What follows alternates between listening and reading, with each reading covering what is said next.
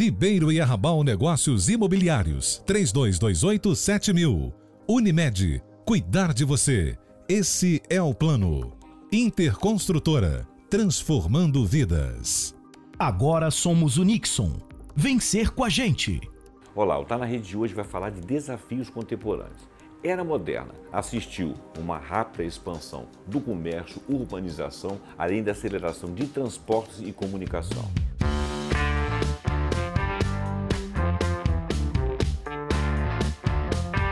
Nós vivemos a pós-modernidade, sem uma doutrina que dê uma única orientação para as coisas. Vivemos um aparente caos, relativizando as coisas e vivendo-as instantaneamente. As informações nos chegam em frações de segundos e a todo momento. Segundo Zygmunt Bauman, estamos vivendo a passagem de uma fase sólida na modernidade para uma fase líquida agora na pós-modernidade, situação onde as estruturas que limitam escolhas individuais, instituições que asseguram a repetição de rotinas, padrões de comportamento aceitável, não podem mais manter seu formato por larga escala de tempo, e nem isso é o esperado.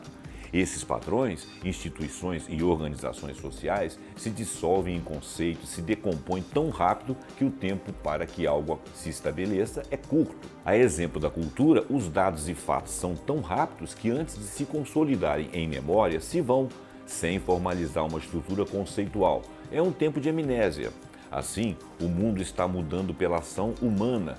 Ficamos então com alguns questionamentos. Como estamos lidando com a violência crescente, superpopulação, aumento na pobreza, destruição da natureza e extinção de várias espécies?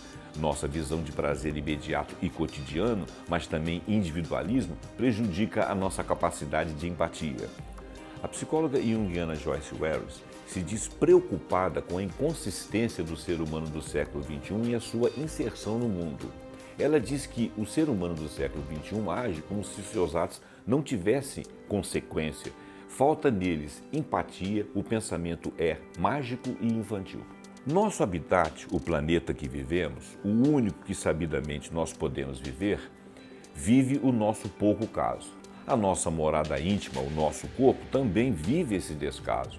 Mesmo considerando todas as técnicas aprendidas em programas, livros, coaching, trainees, a regra ainda é a desinformação sobre a nossa saúde física, psíquica e espiritual. O psicólogo Carl Jung nos ajuda a refletir quando afirma: sem consciência não há problemas. Segundo a análise sob a ótica de Jung, os arquétipos do masculino e do feminino sofreram mudanças, novas informações pela mudança do comportamento humano. Essas mudanças que a sociedade sofreu ainda estão sendo assimiladas. Sabemos que o excesso de demandas no mundo externo dificulta o envolvimento com o trabalho no mundo interno. Nós estamos nos preparando para um mundo competitivo, onde nós somos os nossos próprios algozes. Nós nos autocoagimos na intenção de sermos competentes e fazermos frente às demandas escolhidas e geradas pelo nosso envolvimento com telas, com a internet e com os youtubers. Decorre desse ideário adulto que a educação dos pais para os filhos cedeu em afeto sob efeito das relações virtuais e o cultivo da alma cedeu o lugar às exigências urgentes da nova cultura. Tão nova que não se paralisa e não se define. Em um extremo da relação familiar se encontram os idosos, quando a vida interna é muito mais importante e ela se contrapõe à externalidade da vida do resto da família. Como vamos encaixar esses opostos? Nas famílias pós-modernas não existe espaço nas suas rotinas para o idoso. Ele não produz mais, então ele perde valor. A ideia de descartabilidade das relações pessoais se evidencia. Os adultos de hoje estão imbuídos de eficiência sem espaço para o cultivo da alma. O adulto maduro é aprisionado na eficiência e nos valores da juventude. Os relacionamentos são desfeitos com frequência e facilidade. Evitamos situações enfadonhas que não trazem mais prazer para nós. Zygmunt Bauman chama atenção para a mudança nas experiências amorosas. A abundância de encontros eróticos tornou a experiência amorosa confusa e pobre. Outro cenário difícil da pós-modernidade é a incapacidade de lidar com frustração. E isso tem levado legiões às drogas, álcool, medicamentos e o consumismo como subterfúgio. Metade do mundo está viciado em alguma coisa.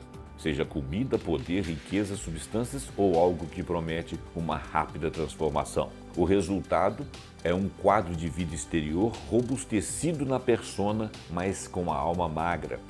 Quanto mais isto evolui, mais investimento em questões superficiais. Então, legiões de autômatos desnutridos de sentido de vida buscam saciar-se nas redes sociais, sugando a vida dos outros que são ali postadas.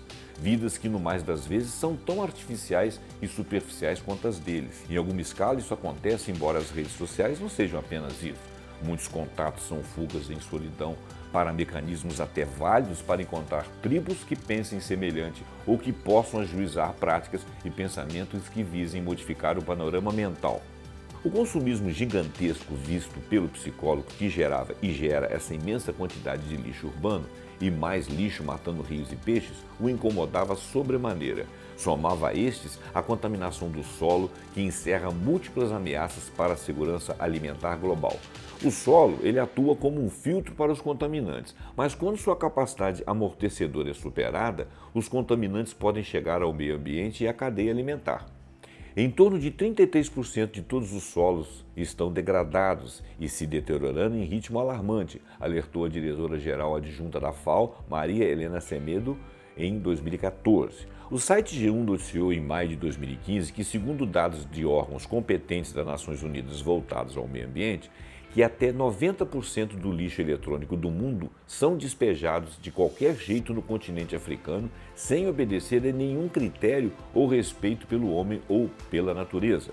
Repórteres da Deutsche Welle, emissora internacional da Alemanha, publicaram em reportagem de 2012, atestando que, num lixão em Gana, na África, foram despejados por volta de 170 mil toneladas de lixo eletrônico. Ora, equipamentos e componentes como computadores, monitores, celulares, pilhas, baterias, televisores, lâmpadas fluorescentes, entre outros, compõem o chamado lixo eletrônico.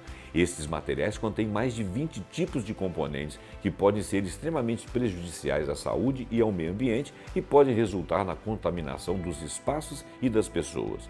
Em 2016, o mundo gerou 44,7 milhões de toneladas de lixo eletrônico. Atualmente, isso deve estar em torno de mais de 50 milhões. Hannah Arendt, filósofa política alemã, cunhou a frase "a banalidade do mal" no seu livro Eichmann em Jerusalém. O fundamento era o seguinte: Eichmann não era visto como um monstro, ele era visto como um funcionário que era incapaz de desobedecer às ordens. Guardadas as proporções das atrocidades cometidas e o nível da informação da consciência da época, nós desmatamos, depredamos, extraímos até a exaustão ecossistemas, matamos espécies, indiretamente pessoas, e isso é tratado como algo normalizado. Mesmo considerando que há um bom número de pessoas com bom senso, que defendem o meio ambiente, tentam mitigar misérias, combatem poluição, a extinção de espécies, há por parte de grande parte das pessoas um descaso e até uma vulgarização desses temas. Eles entram nas pautas como uma discussão inócua porque é bonito falar, mas é difícil de praticar em conjunto. Então a pergunta é: onde está a nossa capacidade como civilização de fazermos escolhas conscientes? O quanto a consciência individual está obscurecida? Uma reflexão importante na atualidade. Byung-Chul Han, filósofo coreano, diz que vivemos em uma sociedade que está se tornando narcísica. O narcisismo não é amor próprio. Segundo ele, é uma delimitação negativa frente ao outro em benefício de si mesmo. E isso inclui subjetivamente a ideia do prazer a cada ato. O imediatismo da resposta, que quando é detalhada se torna enfadonha. Assim, nos aprofundamos pouco na vivência e pouco nos interiorizamos. E o nosso subjetivismo se opõe ao autoconhecimento e à possibilidade de uma ligação entre o eu e o outro, e também o eu e o mundo. O individualismo e a dificuldade de interiorização dificultam a visão do não-eu, ou seja, daquilo que não somos nós. A solução do indivíduo pós-moderno está na reconexão com o sagrado, com a nossa própria natureza e com a natureza em geral. Nós temos que abrir a consciência que enxerga os problemas. Tomando como exemplo a visão dos povos indígenas, para eles há muitas coisas sagradas. A terra em que nascem e enterram seus mortos é uma delas. Os espíritos dos que se foram, as forças da natureza comandadas por esses espíritos e deuses também o são. A sensação de ente familiar é muito mais geral do que a nossa. Estes povos estão mais próximos da natureza e do senso de convivência e sobrevivência solidária que as nossas civilizações atuais. Por isso, baseado em seus instintos e suas intuições do que é o sagrado, nós podemos tomá-los como referência empírica. Joseph Brodsky, poeta russo-americano, diz: a escuridão restaura aquilo que a luz não pôde reparar. Não sabemos se o caos redundará em escuridão. Não sabemos se conseguiremos luz para os nossos interiores, mas temos de sair do escuro. Esse vídeo é uma proposta para continuarmos pensando. O Tá na Rede fica por aqui. Se você gostou, você curte, você compartilha, fala com os amigos, comenta aqui embaixo, segue a gente no TMTV e no vaiali.com e até o próximo vídeo. Ribeiro e Arrabal Negócios Imobiliários, 3228-7000. Unimed, cuidar de você. Esse é o plano. Interconstrutora, transformando vidas. Agora somos o Nixon. Vencer com a gente.